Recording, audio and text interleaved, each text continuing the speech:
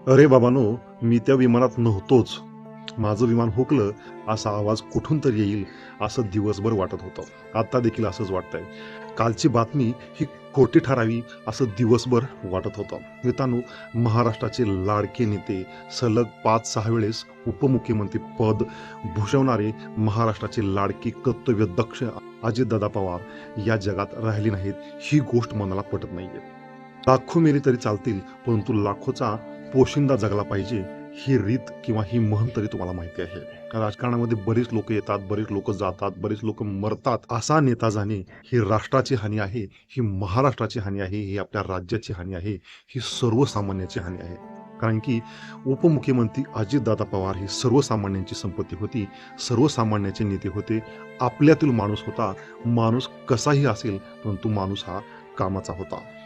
प्रशासनावरची पकड, सर्वसामान्यांची जाण, सर्वसामान्यांच्या प्रश्नाची जाण, शेतीची सहकाराची जाण, अर्थशास्त्राचे ज्ञान, प्रशासनावर पकड, अधिकाऱ्यावर जबर, अशा सर्व गुण संपन्न असा नेता, मधला प्रदीर्घ अनुभव असणारा नेता जाणं म्हणजे महाराष्ट्र राज्याची हानी आहे. मित्रांनो, विमान प्रवास हा सर्वात सुरक्षित मानला जाणारा प्रवास आहे. क्लिअर जेट कंपनीचं अमेरिकन विमान अजितदादा वापरत होते. हे व्हीव्हीआयपी पर्सनसाठी डिझाईन केलेलं उत्तम पद्धतीचं विमान होतं.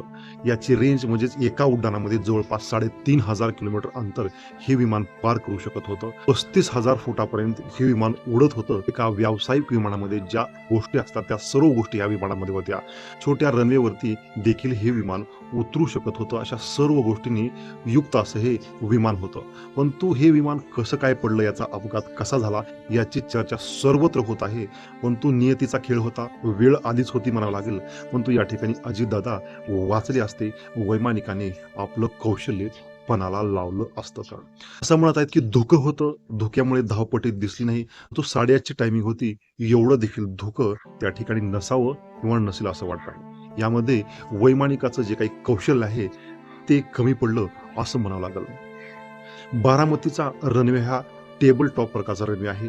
या रनवेवरती विमान उतरणं हे प्रत्येक वैमानिकासाठी मुळात पाहता कौशल्यच आहे. या ठिकाणी विमान उतरणं तसं अतिशय चॅलेंजिंग आहे.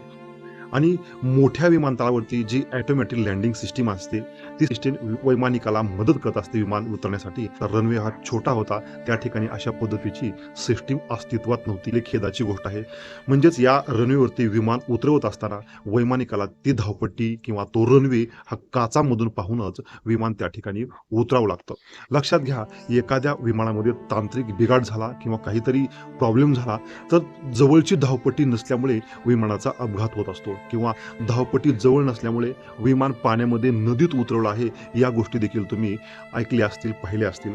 परंतु धावपट्टी जवळ असताना, अगदी 1-2 सेकंदाच्या अंतरावर धावपट्टी असताना, 150 फुटावरती धावपट्टी असताना हे विमान धावपट्टीवर न उतरता त्याच्या बाजूला माळरानावरती कोसळलं आणि हा अपघात झाला. ही दुर्दैवाची गोष्ट आहे. या ठिकाणी वैमानिकाचं कौशल्य कमी पडलं असं म्हणावं लागेल. उतरण्याचा प्रयत्न हा 2 वेळेस झाला होता. पहिला प्रयत्न अयशस्वी झाल्याच्या नंतर दुसरा गिराटा मारण्यात आला. दुसऱ्या गिराट्यामध्ये विमानाची उंची ही अतिशय कमी राहिली आणि यामध्येच विमान अगदी 90 डिग्रीमध्ये जमिनीवर आपटलं गेलं आणि या ठिकाणी वाचण्याची कुठलीही संधी भेटली नाही. त्यामुळे वैमानिकाचं कौशल्य कमी पडलं असं मी म्हणू शकतो. या ठिकाणी वैमानिकानं आपलं कौशल्य दाखवलं असतं किंवा आणखीन एखादा प्रयत्न केला असता तर अजितदादा नक्कीच वाचले असते, कारण की या विमानामध्ये कुठल्याही प्रकारचा बिघाड नव्हता अशी प्राथमिक माहिती आलेली आहे. आणि दुसरी खेदाची बाब म्हणजे या धावपट्टीवरती ऑटोमॅटिक लँडिंग सिस्टीम देखील नव्हतं. ही देखील एक खेदाची बाब आहे. काही असेल, परंतु महाराष्ट्राने आपली संपत्ती गमावलेली आहे. महाराष्ट्राने एक आपला जवळचा आपल्यातला नेता गमावलेला आहे. मित्रांनो, अजितदादा पवारांचं हे जाणं म्हणजे महाराष्ट्रातील सर्वात मोठी हानी आहे. महाराष्ट्रातला सर्वात अनुभवी आणि तुमच्या आमच्यातला नेता गेला. माझ्या व्हिडिओच्या संदर्भातून माननीय अजितदादा पवार यांना भावपूर्ण श्रद्धांजली.